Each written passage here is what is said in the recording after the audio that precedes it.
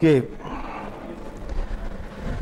we would be now focusing on the two types of project cost estimation or project resource estimation, time estimation.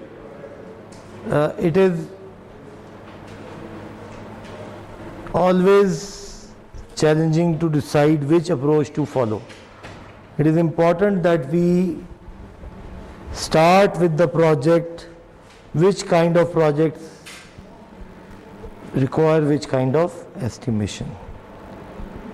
For example, if we start the conditions for preference can be, if the condition is strategic decision making, top down is a good macro estimate. Cost and time are important, then bottom up estimate is good. Highly uncertain environment, then of course top down. Internal small project, top down. Fixed price contract, bottom up. Customer wants and details, bottom up. Unstable scope, top down. किस situation में आप खड़े हैं उस situation के मुताबिक आपको corresponding approach इस्तेमाल करनी पड़ेगी. So top down estimates usually are derived from someone who uses experience information to determine the total cost. Bottom up approach is at the work package level, can serve as a check on cost estimates in WBS by rolling up the project.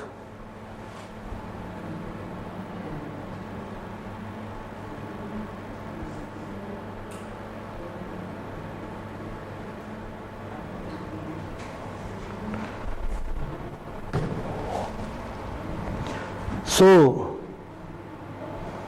the preferred approach in defining the project is to make a rough top-down approach, estimates, develop the WBS, OBS, make bottom-up estimate, develop schedules, develop budgets, reconcile the difference between top and bottom estimates. Hopefully these steps will be done before final negotiation with either an internal or external customer. In conclusion, the ideal approach is for the project manager to allow enough time for both top-down and bottom-up approach to be worked out. Top-down में हम 4 methods इस्तेमाल करते हैं. एक method है that is consensus method. Consensus method जैसे कि नाम कह रहा है, ये people agreed on a particular value. A pool of experienced or senior or middle managers are used to estimate the total project duration and cost. इसके लिए एक एग्जाम्पल यूज़ की जाती है डेल्फी मेथड. डेल्फी का नाम आपने सुना होगा पहले प्रीवियसली किसी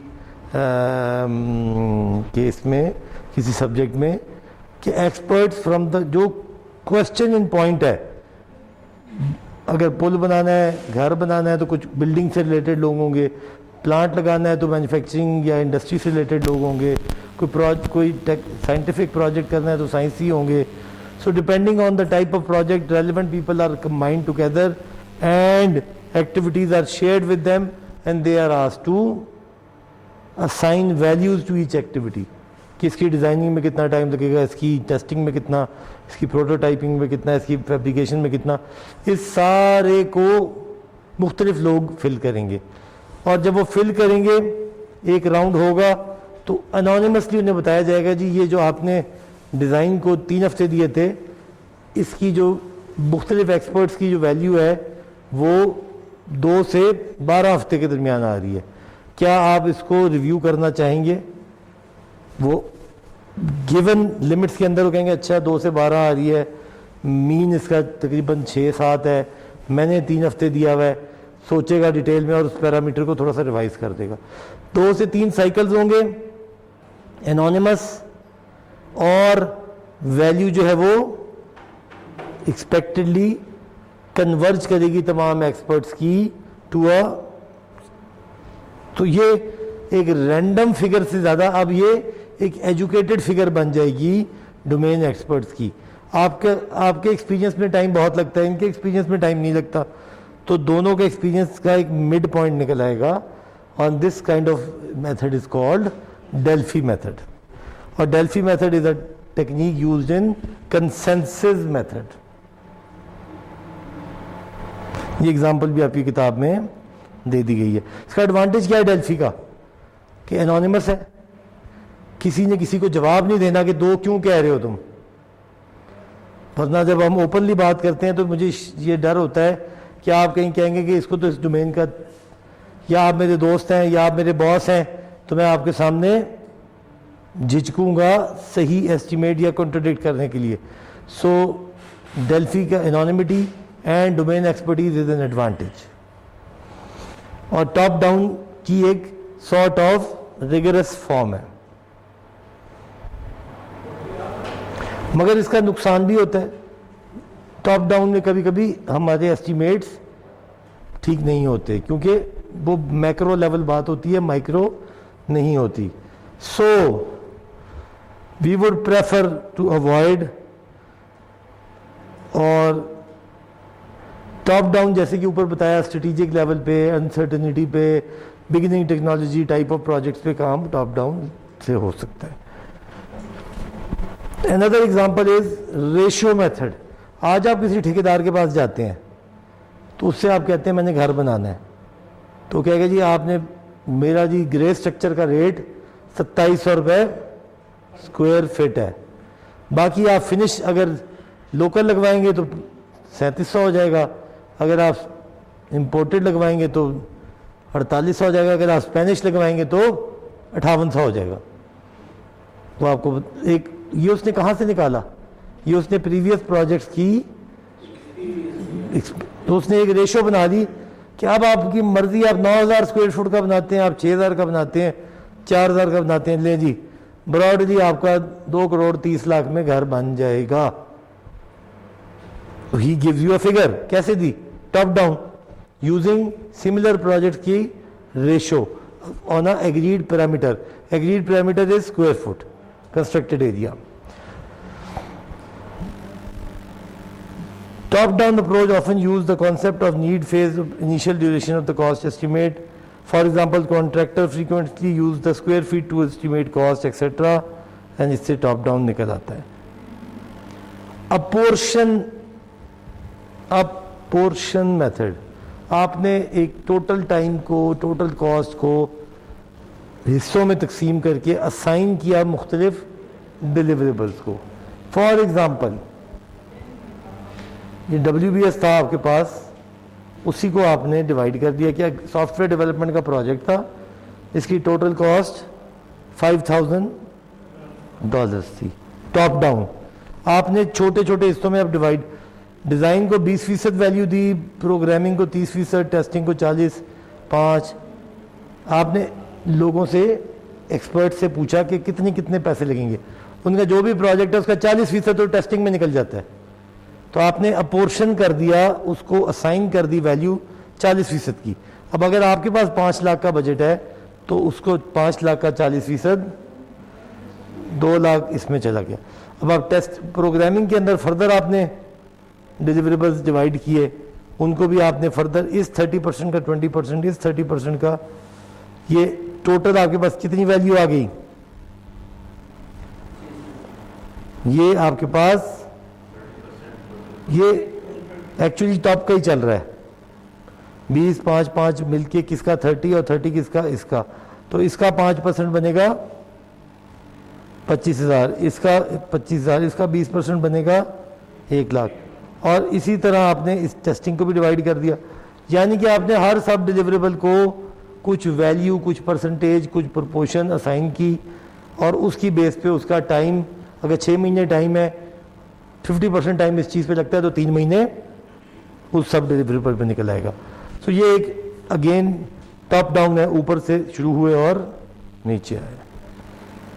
تیسری چوتھی جو میجر اپروچ یوز ہوتی ہے, that is function point method for soft where and system projects. Software industry में यूज होते हैं फंक्शन पॉइंट्स. अब these weighted variables are adjusted for complexity factor and added.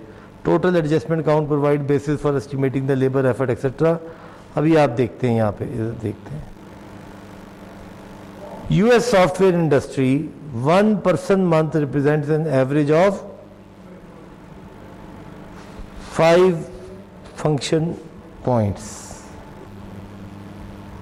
1 person month is, एक बंदा अगर एक महीना काम करे तो वो 5 function points एवरेज में डिफाइन होता है. A person working 1 month can generate, इसका मतलब दूसरी तरह ये भी है कि एक बंदा जो एक महीना काम कर रहा है वो तकरीबन 5 फंक्शन पॉइंट्स का काम जनरेट कर सकता है. Of course, such organization needs to develop its own average for its specific type of work. Such historical data provides a need. Such historical data provides a basis for estimating the project duration. Variation of this top-down approach are used by companies such as IBM, Bank of America, Ford, etc. etc. एक आसान सी example. From historical data, the organization developed the weighting scheme. Weighting का मतलब उनका वजन, उनकी importance. What is their weightage? That weightage scheme is developed. So, function points are derived from multiplying the number of kinds of element by weighing complexity. Table 5-3 shows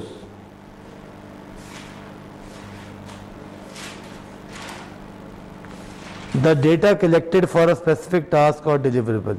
For example, patient billing and admitting, the number of inputs, output, inquiries, files and interface along the expected complexity rating. अगर आप ये देखें, so we have multiple, एक software project है जिसके अंदर patients की admission billing की वेटेजेस दी गई हैं. 15 इनपुट्स हैं, 5 आउटपुट्स हैं, 10 इंक्वायरीज हैं, 30 फाइल्स हैं, 20 इंटरफेस हैं और इनकी लो, एवरेज, हाई आपके सामने इनकी वैल्यू दी गई हैं. अब अगर आप इनका निकालें, इनपुट्स आर ऑफ, ये इनका वेट है, inputs are of 15 in totality and count is 15, complexity rating is 2 and it can, जो इस एप्लीकेशन का कॉम्प्लेक्सिटी फैक्टर है वो 30 फंक्शन पॉइंट पे है. आउटपुट का यहाँ पे आपको डेटा दिया गया कि इसकी 6 कॉम्प्लेक्सिटी रेटिंग है, 5 और एवरेज से मल्टीप्लाई करेंगे और ये भी 30. कम आउटपुट्स हैं मगर कॉम्प्लेक्सिटी इसको जनरेट करने में ज़्यादा है. इंक्वायरीज 10, 30, 5, 20 कॉरेस्पॉन्डिंग इनकी एवरेज कॉम्प्लेक्सिटी आपके सामने एवरेज वेट लगा दिया and we can go for a total. तो 660 की जो फिगर निकली, this figure is the number of function points. एक एवरेज फंक्शन पॉइंट हमने कितना बताया था अभी, एक एवरेज पर्सन मंथ 5. सो तकरीबन इसको हमने जब डिवाइड किया 132 निकले. Given this count, the fact that 1 person month has historically been equal to 5 function points, the job would require 132 person months. अगर हम 10 प्रोग्रामर हायर कर लेते हैं, अगर 132 महीने है ना, एक बंदा काम करे, 10 बंदे करेंगे तो कितने हो जाएंगे? 13 महीने. नहीं, रिड्यूस हो जाएगा ना. अकेला मैं लगा रहा हूं तो एक, so 13.2 is the 13 months is the approximate time. The cost is easily derived by multiplying the labor rate per month. अब आप 13 महीनों से 132 परसेंट मंथ को डिवाइड कर लें. For example, if the monthly programmer rate is $4,000, then आप 10 programmer को 4,000 को 10 से मल्टीप्लाई करें, पर मंथ निकलेगी. पर मंथ को 13 से करें तो یا سیدھا سیدھا 4000 کو 132% منتھ سے ملٹیپلائی کر دیں.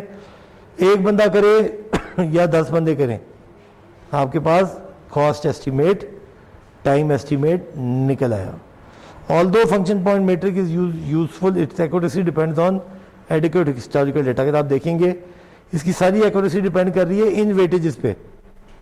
میں نے اس کو لو کاؤنٹ کی دیا ہے تو یہ اس کی ویلیو کم نکالی ہے. اسی کو میں اگر 15 کی ویلیو دے دیتا تو کچھ سے کچھ نکل آتی.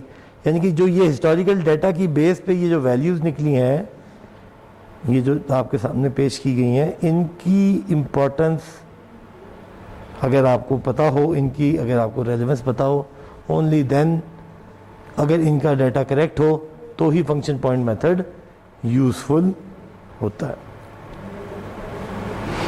لاسٹ چیز جو کہتے ہیں وہ ہے جی ایک learning curve. What is a learning curve? پہلی دفعہ ایک چیز کرتا ہوں 10 منٹ میں کرتا ہوں, دوسری دفعہ کرتا ہوں 9 منٹ میں کر لیتا ہوں, تیسری دفعہ کرتا ہوں 8 میں, پھر میں تقریباً 7:30 پہ آ کے رک جاتا ہوں, کیونکہ جتنا سیکھنے کا پوٹینشیل تھا اس میں کور ہو گیا. اب وہ 7:30 اس کا وہ منیمم ٹائم ہے جو ایک ایکسپرٹ کرافٹس مین کرتا ہے. تو جب بھی آپ کام شروع کرتے ہیں سو گریجولی جو بھی لیبر انٹینسو ٹاسک ہیں شروع میں زیادہ ٹائم لیتے ہیں, اینڈ اب ہم پریڈکٹ کر سکتے ہیں کہ شروع کے مہینے میں اگر یہ 10 منٹ لے رہے ہیں کام کے لیے تو تیسرے چوتھے مہینے سے یہ لرننگ کرو کی پرفارمنس کی بیس پہ یہ 8 منٹ لیں گے, 7 منٹ لیں گے. سو ہماری جو ٹوٹل پروڈکشن ہے وہ بڑھ بھی سکتی ہے, ٹائم بھی کم ہو سکتا ہے, کاسٹ بھی کم ہو سکتی ہے. So they are also known as improvement کرو.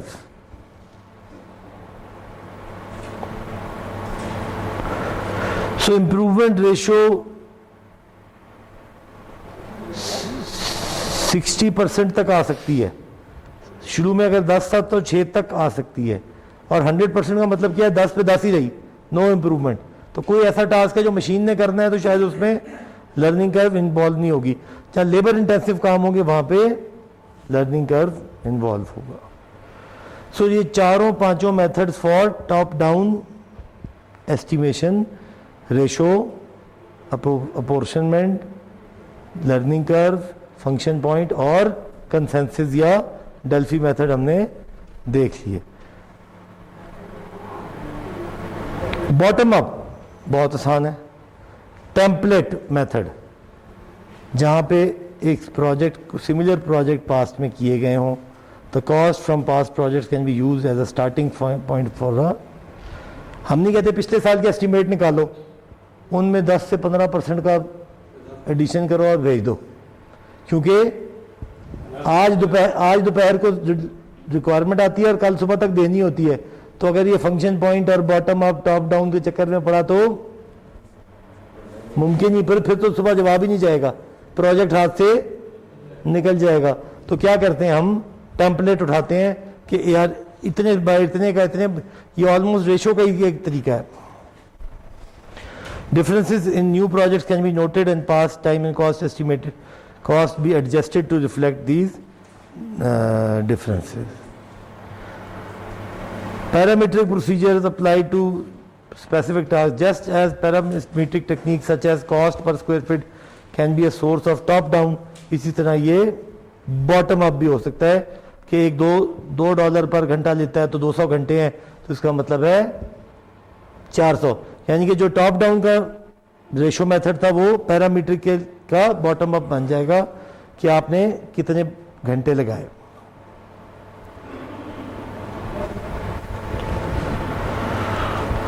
Range ایسٹیمیشنگ. When do you use range estimating? Range estimating works best when work packages have significant uncertainty associated with time or cost. ایک project ہے جو پہلی دفعہ ہو رہا ہے تو اس کے ساتھ انسرٹنٹی زیادہ ہے بنسبت اس پروجیکٹ کے جو کہ روٹین میں ہوتا رہا ہے. If the work package is routine and carries little uncertainty, using a person most familiar with the work package is usually the best approach.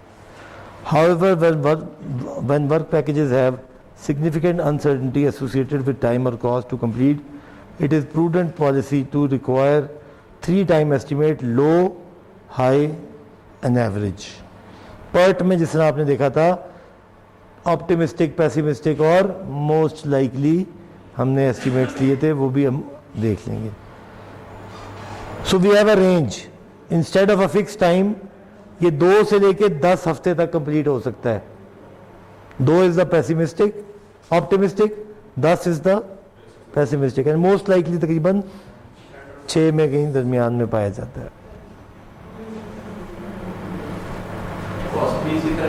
Ji cost भी इसी तरह रेंज में, रेंज की फॉर्म में 15 से 20 हज़ार.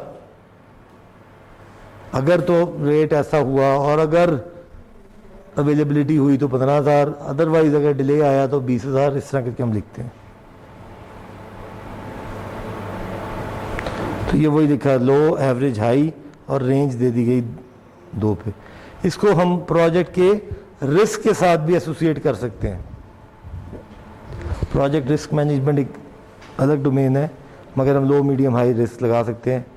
एक अप्रोच जो सर फरमा रहे थे, hybrid, ji hybrid, and that is called phase estimation. Phase estimation, it is used when unusual amount of uncertainty surrounds the project and it is impracticable to estimate time and cost for the entire project. Phase estimating use a two-estimate system over the life cycle. A detailed estimate is developed for the immediate phase and macro estimate या top down estimate is made for the remaining. जो कल शुरू करना है काम उसकी detail कर ली, बाकी का मैक्रो कर लिया. जैसे कि आपने देखा कि नीड का macro estimate,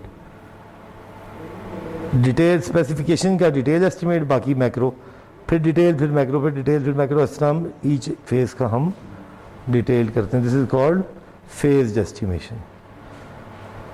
phase estimating is preferred bye those working on project with the final product is not known and uncertainty is very large. For example, integration of wireless phones and computer. नई technology पे काम कर रहे हैं, नए किसी task पे काम कर रहे हैं, तो फेजेस.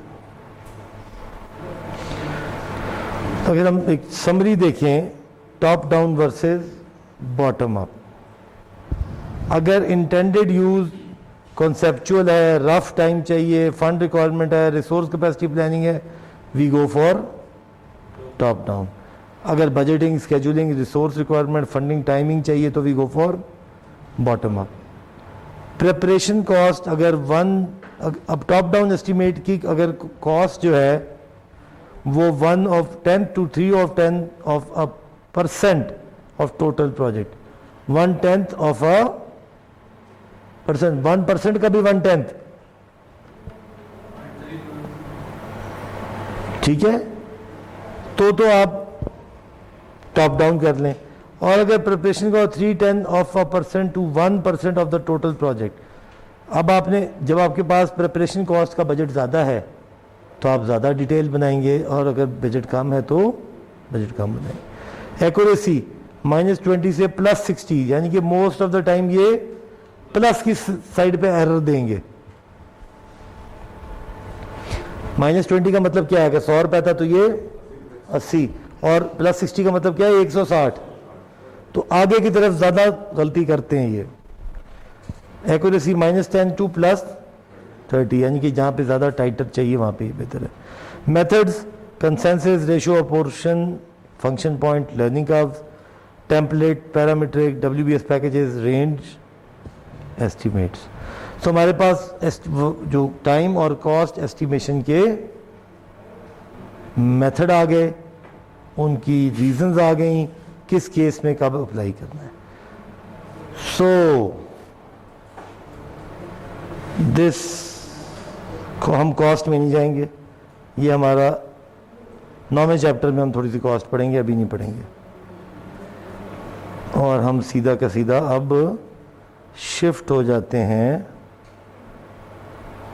चैप्टर नंबर 6 से, this is developing a project plan, और उसके अंदर प्रोजेक्ट नेटवर्क्स. ओवरऑल प्रोजेक्ट देखें तो हमने स्कोप डिफाइन किया वर्क पैकेज लेवल तक. वर्क पैकेज लेवल से हमने एस्टिमेट किए टाइम और कॉस्ट के, اور اب ہم شفٹ ہو گئے ہیں پروجیکٹ نیٹورکس پہ. نیٹورک کن چیزوں کا بنے گا؟ ان ایکٹیویٹیز کا بنے گا جو ایچ ورک پیکج سے نکلی ہوئی ہیں.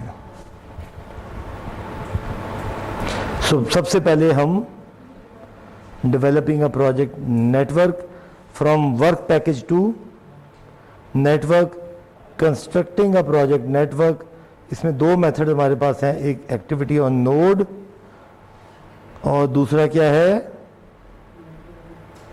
دوسرا سر پڑھا ہے دوسرا پہلے نہیں کوئی بات نہیں, نام تو بتا دیں. آپ کے ہاں کہنے سے بھی فرق نہیں پڑے گا, نہ کہنے سے بھی.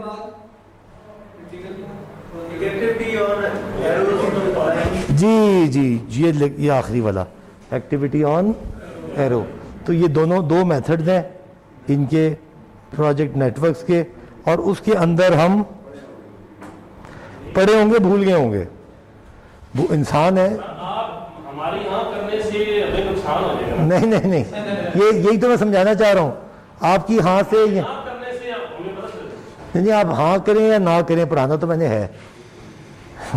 میں وہ کہہ نہیں سکتا کہ وہ تو ہاں کر یا نہ کر, آگے وہ پڑھانا تو ہے میں نے. بس اصلی میں ایسا نہیں, یہاں پہ بہت سے لوگ ایسے بیٹھے ہیں جنہوں نے آپ کے ساتھ نہیں پڑھا ہوا, تو آپ ہاں کریں. میں تو صرف آپ سے ایک تصدیق چاہتا ہوں کہ میں ٹھیک جا رہا ہوں. وہ آپ لگاتے نہیں ہیں تصدیق اسٹیمپ, آپ کہتے ہیں نہیں ہمیں نہیں پتا.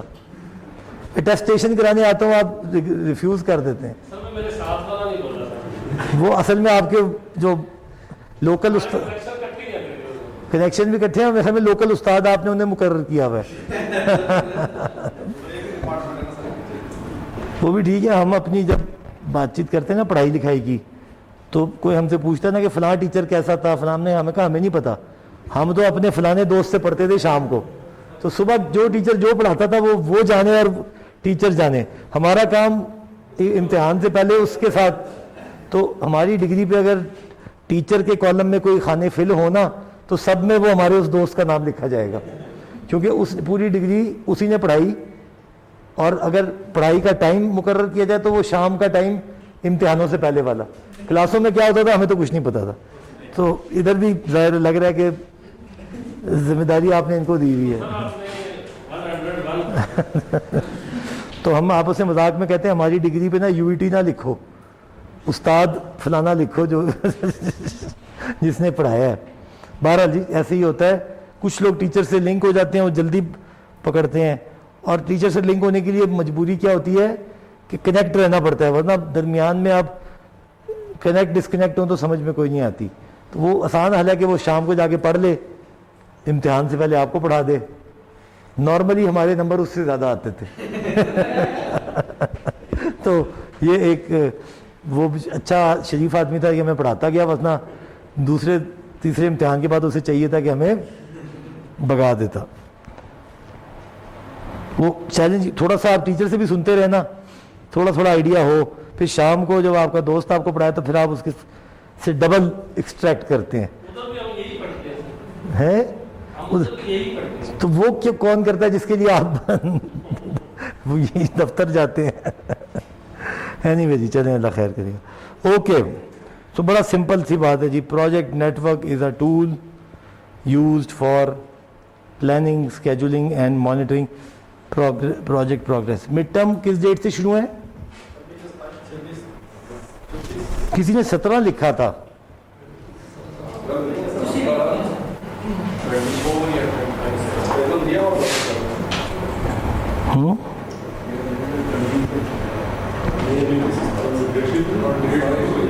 ڈیٹ شیٹ نہیں آئی تو لائکلی یہ بنتی ہے جی.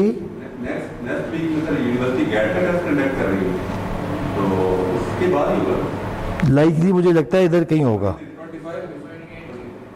28 سے شروع ہے تو پھر ان کا تو اس سے بھی اگلے ہفتے میں جائے گا.